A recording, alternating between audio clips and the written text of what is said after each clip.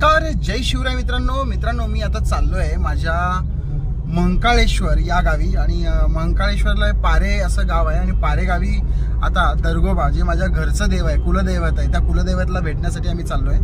आणि आता सध्या मी आष्टा या गावी आहे आणि इथून जवळपास आता 55 किलोमीटर अंतरावरती हे पारे गाव आहे आणि या पारे गावाला आता आम्ही भेट देणार आहोत। आणि तेथील जे दरगोबा मंदिर आहे, तेथील प्रशस्त शांतता आणि तेथील जे वातावरण आहे ते पुन्हा एकदा मी तुमच्या भेटीला आणणार आहे। कारण माझा ऑलरेडी हा एक व्हिडिओ माझ्या यूट्यूब चॅनलवरती आहे, पण तो खूप ओल्डेस्ट व्हिडिओमध्ये गेलेला आहे दरगोबा। तर आता नवीन एक व्हिडिओ मी बनवतो आहे की ज्याच्यामध्ये मी तुम्हाला दरगोबाची बद्दल पूर्ण माहिती सांगतो। त्या दरगोबाचं हे जे काही जत्रा आहे ते जत्रा खूप म्हणजे मार्चमध्ये वगैरे हे जत्रा भरत असतं, म्हणजे उन्हाळ्यामध्ये खूप जत्रा भरत असतात। तिथे काळी मैना वगैरे खूप भेटतात, डोंगर वगैरे खूप छान आहे आणि वातावरण पण खूप छान आहे। तर आता आम्ही निघालोय ड्रायव्हिंग करून, पण खूप छान आहे आणि आता आम्ही पोहोचणार आहोत। एक तासाभरात आम्ही तिथे पोहोचू आणि खूप छान मस्तपैकी थोडंसं रिलॅक्स होऊन नंतर आम्ही निघणार आहोत पुण्याला। तर आपण दाखवतो की दरगोबाचं मंदिर कसं आहे काय वगैरे। तर चला, तर आता आम्ही दरगोबाच्या प्रवेशद्वाराजवळ आलेलो आहोत। आम्ही आता दरगोबाला चाललेलो आहोत या रोडनी। जवळपास आता 2 किलोमीटर अंतरावरती हे दरगोबा आहे आणि इथे पवन चक्की सुद्धा आहे, तुम्ही बघू शकता।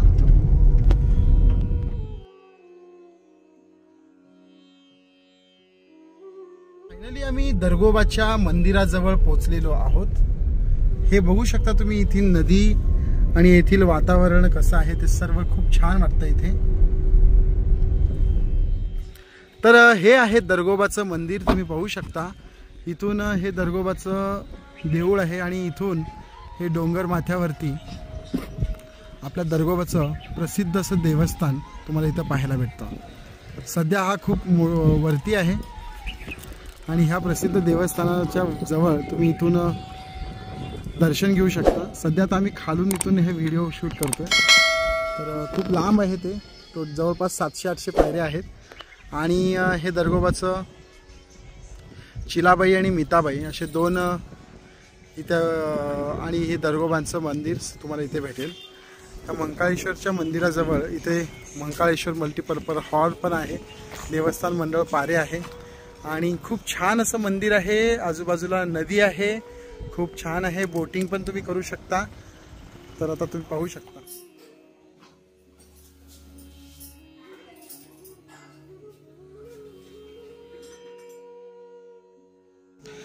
डोंगराच्या पायथ्याशी असलेलं हे चिलाबाईचं मंदिर मनाला खूप आनंद देणारं मंदिर आहे। कारण इतकी शांतता आणि त्या चिलाबाई मंदिराच्या समोर असलेले अनेक देवस्थाने आपल्याला मन भरून आशीर्वाद देतात।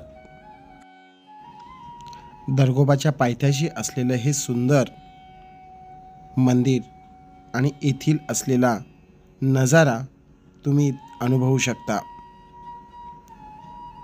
डोंगरामध्ये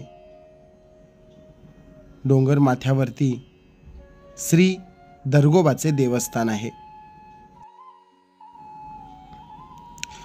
दरगोबाच्या देवाला जाण्यासाठी जवळपास 750 पायऱ्या आहेत आणि येथे जर तुम्ही पायऱ्या चढण्यास सुरुवात केली तर लवकरच दरगोबाच्या देवस्थानला जाऊ शकता।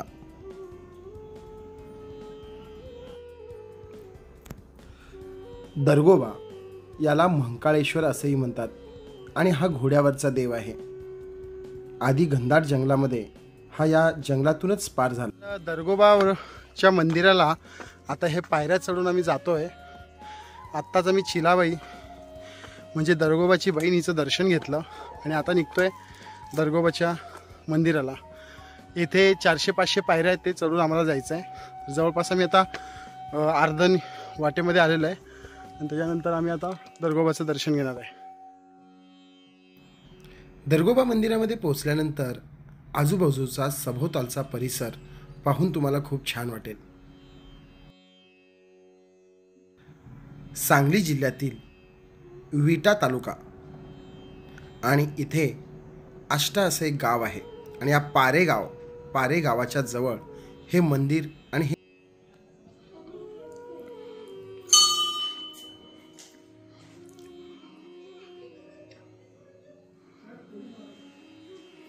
हेच ते दरगोबाचं मंदिर ज्यामध्ये मी आता गाभाऱ्यामध्ये आलो आणि तुम्ही पाहू शकता.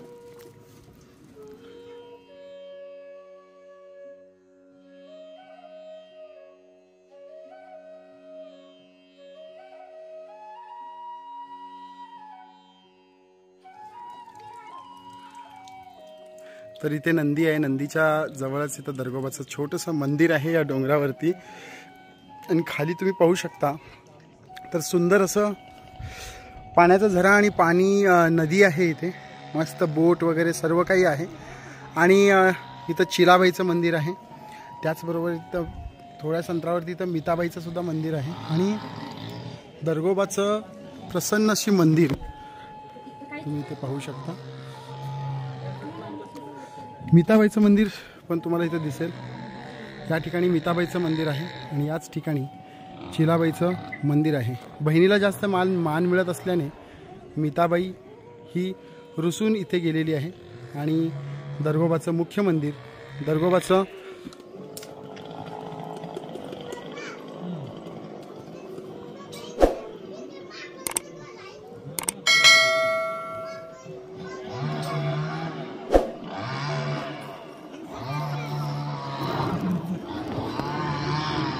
कसलं झूम होतं रे कॅमेरा.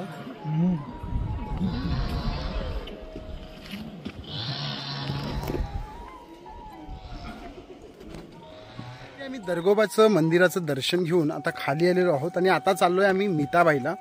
मीताबाई ही दरगोबाची बायको आणि इथे आम्ही आता दर्शन घेण्यासाठी चाललोय.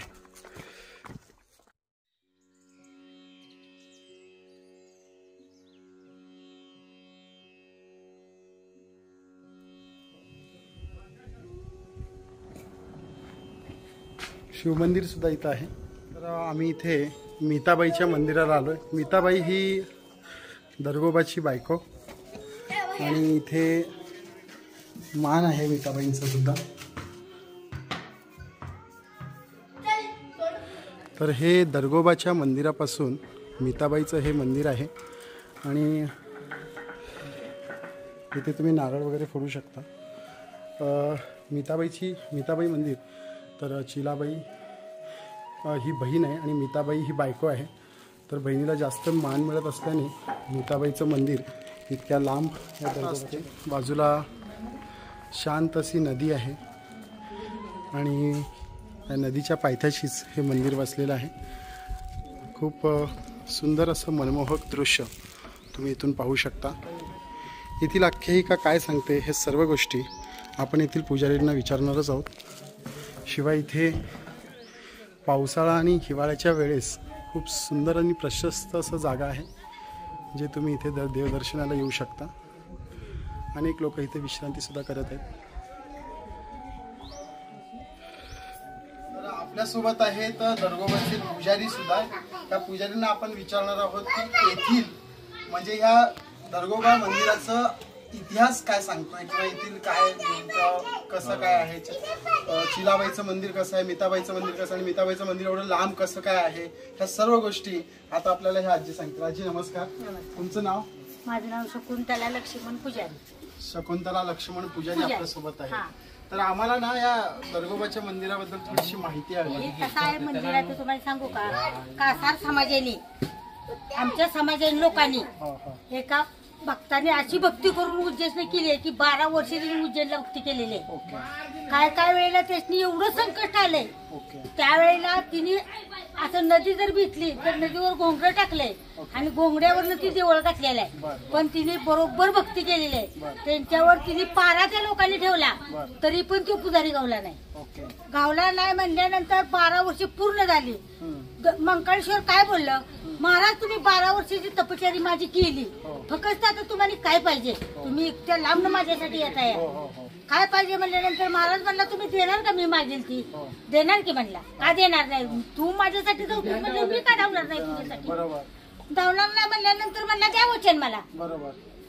वचन द्या म्हणल्यावर दिले शंकरानं वचन. दिल्यावर म्हणला मला काय नको महाराज तुम्हीच पाहिजे. अरे अरे म्हणला चंडाळा, अखंड तो मला मागितला सर आणि काय पाहिजे म्हणतोय. बर म्हणला महाराज आलो. बर तुम्ही येणार मला कसं कळणार तुम्ही आलेलं. हे बघ म्हणला तुझ्या दारात लिंबाचं झाड आहे, लिंबाला खारका लागते आणि वांजुटे गाई आहे तुझ्या दावणीला, त्या वांजुटे गाईला दूध फुटल आणि तू जी पाणी पितोय ती मडकाय ती सोन्याचं होईल. त्याच्यावरनं मला तू ओळखू शकतोस की देवालय म्हणून. त्यावेळेला तू उठून चटकन माझं दर्शन घे. बर म्हणला महाराज मी आज बसणे येत नाही, तुम्ही कवा येचीला? पुनवेला चैती पुनवेला मी दुर्गोबाच्या माथ्यावर आहे, एवढं लक्षात ठेव. बर म्हणला मग मी आता येत नाही. नगा येऊ म्हणल्यावर आपला तवा दरोडखोर स्वार घोड्यावर नाही असायचं ती. मग हे जर काय शिकंड वारा गेलं खूप तिकंड निघायचं.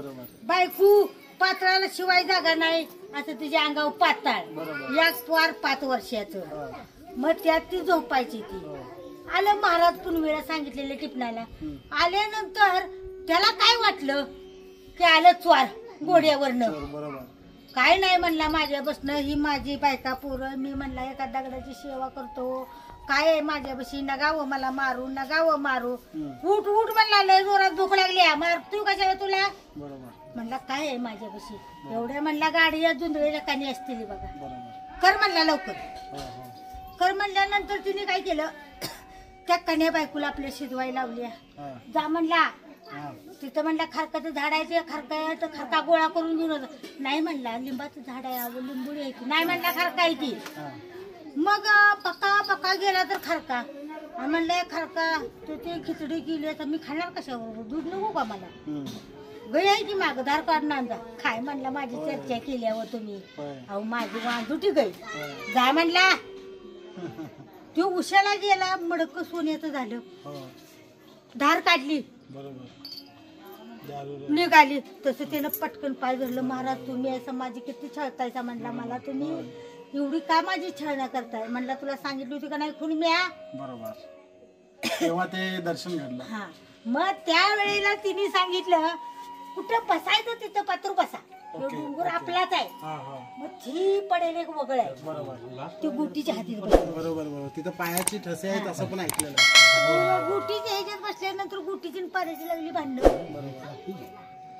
ती गुटीची माणसं म्हणायची देव आमचा, पाण्याची म्हणायची आमचा. तुला पुजाऱ्याला सांगितलं शी भांडणं लावायचं तिथं देव आणलास का. आपला असला तर आपल्याच जाग्यात कुठं पण ह्या बाजूला बसू.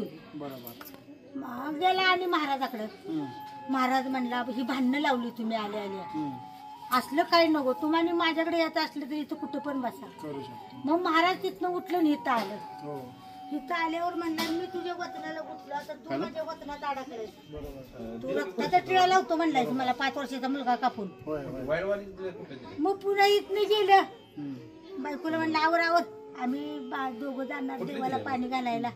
हिनं म्हणली 17 द्याव कुठलं गुंडगुळ गोळा केले ते आता माझं पोर घेऊन चालला डोंगरात. घेतलं 5 वर्षाचा पोर गेला, कापलं, टिळा लावला, मड तिथं टाकलं. अजून काही ना नवरा म्हणून ही पण गेली. तर वरनं खाली रस्त्याला पाठ पाहिलाय पोराचा. गेली गावात बोंबलं ठू ठू ठू म्हणली येणं कुठलं याड लागलं. नवऱ्याला म्हणली माझं पोर कापून काय केलं देवापाशी. आणि म्हणली बघा झाला म्हणजे गावकऱ्यानं तुम्ही आता मला एवढाच लोक होता व मी कसा दटाण केला. मग पुन्हा तिथलं गाव सगळं कोरडं. पहिलं घोडेसनी मारायचं कोरडं होतं असलं कोरडं घेऊन आले ते तर कुठं आहे पोरण कुठं आहे रगात.